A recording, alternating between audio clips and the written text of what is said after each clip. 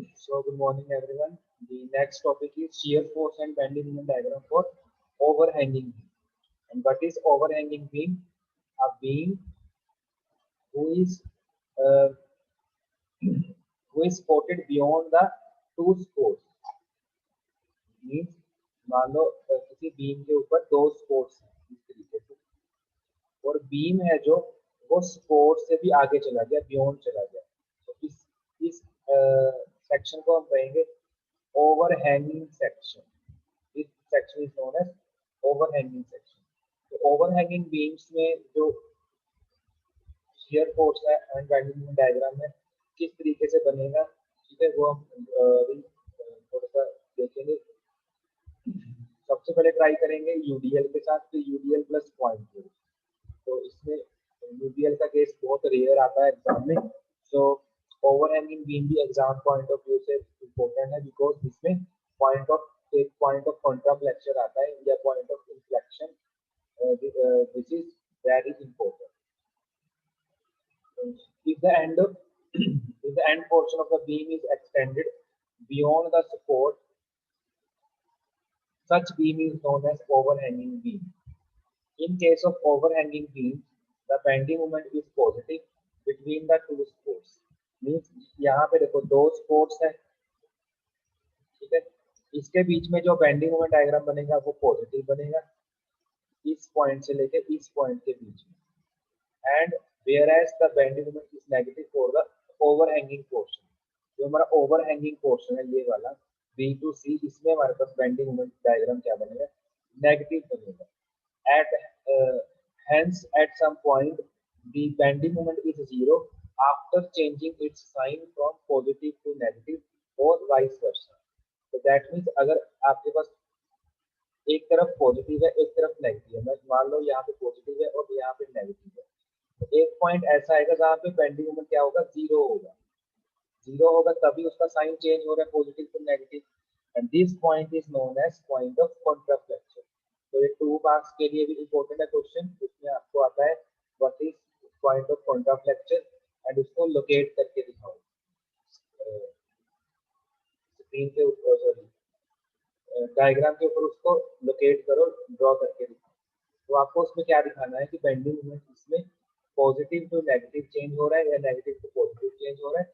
तो उसमें एक पॉइंट ऐसा आएगा जहाँ पे बेंडिंग मोमेंट जीरो होगा, and at this point bending moment is zero and this point is known as the point of contraflexure and point of inflection.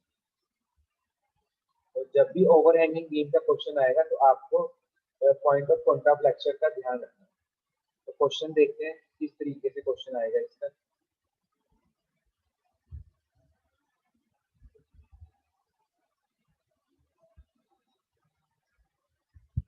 Question is, draw the shear force and bending moment diagram for the overhanging beam carrying uniformly distributed load of 2 kN per meter over the entire length as shown in the figure. Also locate the point of contraflexion। देखो इसमें उसने बताया कि एक आपके पास overhanging beam है, ठीक है, और उसके ऊपर यूडीएल है पूरी लेंथ के ऊपर, यहाँ से लेके यहाँ तक इसके ऊपर क्या है, यूडीएल इस तरीके से। अब यूडीएल है और हमें पता है कि ओवरहैंगिंग बीम है तो पॉइंट ऑफ कॉन्ट्राफ्लेक्शन जरूर आएगा। लोकेट का मीनिंग क्या है, उसका हमें पॉइंट ढूंढना है कि ए टू यहाँ तक सी में किस पॉइंट के ऊपर जो हमारा पॉइंट ऑफ कॉन्ट्राफ्लेक्शन आएगा, ठीक है, कौन सा पॉइंट है, यहाँ पे है, यहाँ पे है, यहाँ पे किस पॉइंट के ऊपर पॉइंट ऑफ कॉन्ट्राफ्लेक्शन आएगा, वो हमें उसका डिस्टेंस बताना है। डिस्टेंस में अगर हम लेफ्ट हैंड साइड से स्टार्ट कर रहे हैं तो कितने डिस्टेंस के ऊपर, एक्स डिस्टेंस हम यहाँ से लेते हैं लेफ्ट साइड से राइट साइड पे, ठीक है, तो हमें डिस्टेंस बताना है कि 2 मीटर के ऊपर आया, 3 मीटर के ऊपर आया, कितने डिस्टेंस के ऊपर पॉइंट ऑफ कॉन्ट्राफ्लेक्शन एग्जिस्ट कर रहा है। तो हमें सबसे पहले वो चीज यहाँ पे निकालनी है। तो जो ओवरहैंगिंग बीम है उसके नीचे भी 2 सपोर्ट्स हैं, तो अगर 2 सपोर्ट्स हैं दैट मींस रिएक्शंस होंगी। तो सबसे पहले रिएक्शंस फाइंड आउट करनी है। यहाँ पे क्या है, आर ए, एंड यहाँ पे क्या है, आर बी, और सी पॉइंट पे कोई भी लोड नहीं है, सी ए लाइन जो ड्रॉ की हुई है ये डायमेंशनिंग की लाइन है। उसके बाद क्या है, यहाँ पे क्या है, यूडीएल। तो रिएक्शंस कैसे निकालते हैं, अगर हमारे पास ये ए पॉइंट है, this is c point, this is b point. अगर हम ए पॉइंट के ऊपर रिएक्शंस निकाल रहे हैं तो ए पॉइंट के ऊपर जितने लोड लग रहे हैं उसको छोड़ के बाकी सारे कंसीडर करते हैं। अब ए पॉइंट के ऊपर कौन सा लोड लग रहा है, आर ए को कंसीडर नहीं करना, बाकी कंसीडर करना। अब देखो आर बी को कंसीडर किया मैंने, दूसरे कलर से दिखा रहा हूँ, आर बी को मैंने कंसीडर किया। ये क्या कर रहा है, वर्टिकली अपवर्ड एक्ट कर रहा है एंड टू लेफ्ट साइड, क्योंकि बिकॉज ए कहाँ पे है हमारा, लेफ्ट साइड पे। तो ये कौन सा मूवमेंट बना रहा है, एंटी क्लॉकवाइज। इस तरीके से डायरेक्शन है, पहले ऊपर गए फिर लेफ्ट साइड को गए, that mean anti clockwise. Anti clockwise है तो यहाँ पे क्या आएगा, आर बी इंटू 4। 4 क्यों आया, बिकॉज डिस्टेंस ए और बी के बीच में डिस्टेंस कितना है, 4 मीटर। और उसके अलावा कौन सा लोड है बीम के ऊपर, 2 किलो न्यूटन पर मीटर। पर मीटर है, पहले इसको पर मीटर को रिमूव करो, कितने मीटर के ऊपर लग रहा है ये लोड, 6 मीटर के ऊपर। तो यूडीएल क्या है, पूरी बीम के ऊपर लग रहा है, दैट मीन्स 1 मीटर में अगर 2 किलो न्यूटन है तो 6 मीटर के ऊपर कितना होगा, 12 kilo Newton. That means 12 kilo Newton हमारे पास उसका लोड की वैल्यू है। अब 12 किलो न्यूटन हमने पढ़ा है कि जो यूडीएल होता है वो हमेशा सेंटर पे एक्ट करता है। सेंटर से ये वाला डिस्टेंस कैलकुलेट करना है। कैसे कैलकुलेट करेंगे, टोटल डिस्टेंस कितना है, 4 + 2 6, 6 का हाफ करोगे दैट मीन्स 3, तो 6/2। तो यहाँ से जब आरबी की वैल्यू निकालोगे दैट मीन्स आरबी की वैल्यू कितनी आई, 36 वैल्यू आई। टोटल टोटल कितना लोड है बीम के ऊपर, R A plus R B equal to 6 × 2 12। और आर बी की वैल्यू कितनी आई, 36 आई। तो आर ए की वैल्यू निकालनी है हमें, कितनी आएगी, 12 माइनस 36, तो यहाँ पे कितनी आएगी, -24 किलो। तो यहाँ से हमें R A and R B की वैल्यू निकाली सबसे पहले, तो उसी वैल्यू को हमने यहाँ पे कैलकुलेट किया।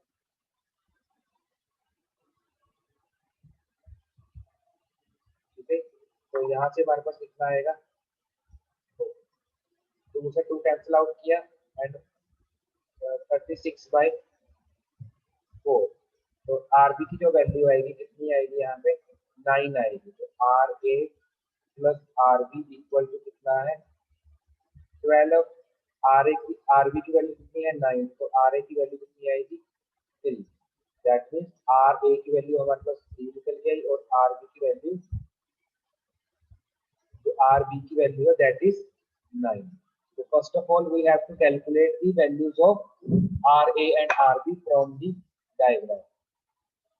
तो अगर हम RB के ऊपर रिएक्शंस ले रहे हैं तब भी हमारे पास सेम वैल्यूज आएंगी। इस तरीके से अगर हम RB के ऊपर कैलकुलेट करते हैं, तो अगर हमें RB के ऊपर B पॉइंट के ऊपर कैलकुलेट करनी है रिएक्शंस, तो B के ऊपर जितनी फोर्सेस लग रही हैं उसको नेग्लेक्ट कर दो, बाकी फोर्सेस कंसीडर करो।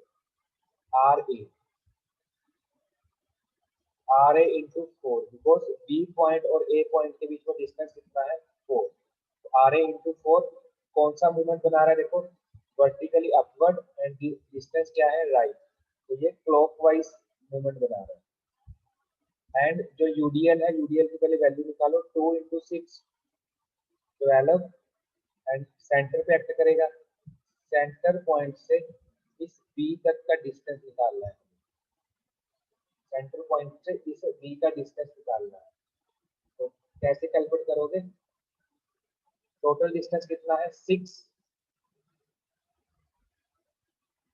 तो 6 में से अगर हम ये -2 कर देंगे तो 6 - 2 क्या आएगा, 4 मीटर आएगा।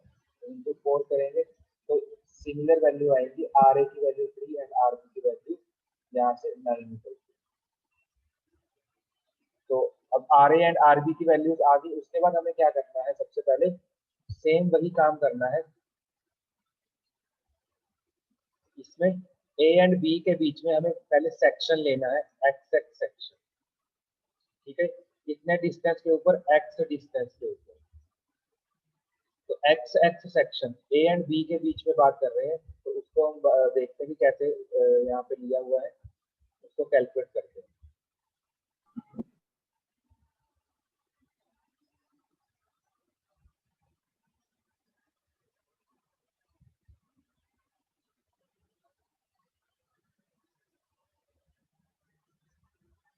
तो यहाँ पे देखिए कैलकुलेट करना है हमें रिएक्शन। तो सबसे पहले यहाँ पे हमने डिस्टेंस लिया एक्स एक्स डिस्टेंस,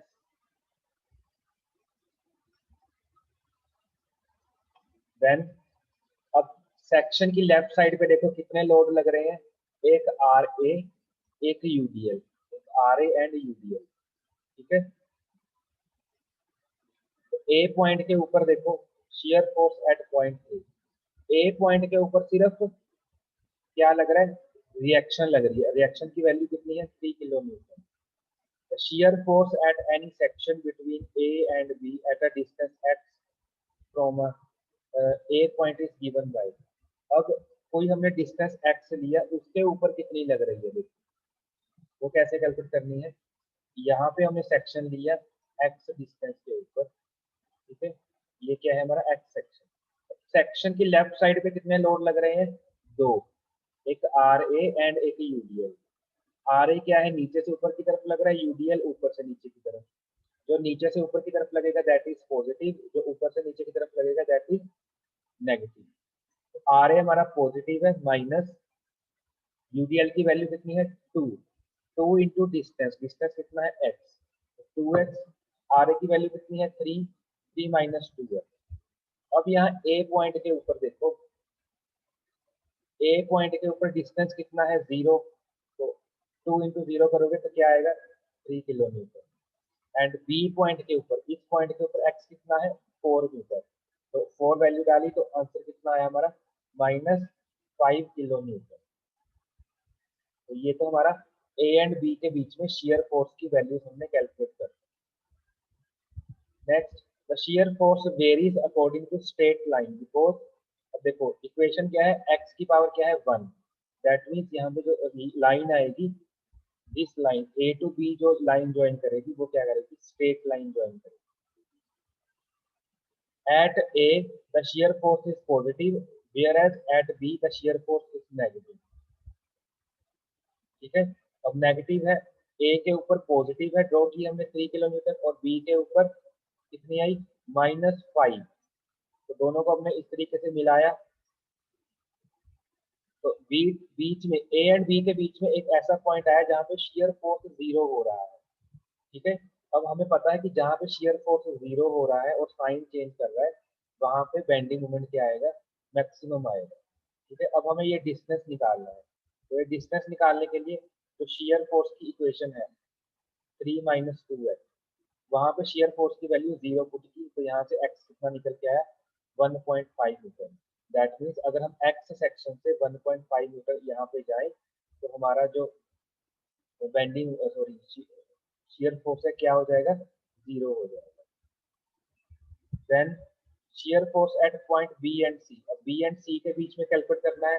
अब बी एंड सी के लेफ्ट सॉरी एक्स सेक्शन की लेफ्ट साइड में देखो कितने लोड लग रहे हैं, 1, 2 एंड एक यूडीएल, 3 लोड लग रहे हैं यहाँ तक एक्स सेक्शन तक। अब R A and R B क्या हो जाएंगे, पॉजिटिव, बिकॉज दोनों का जो साइन है वो क्या है, नीचे से ऊपर की तरफ लग रहे हैं। तो R A and R B क्या है हमारा यहाँ पे, पॉजिटिव है, ठीक है।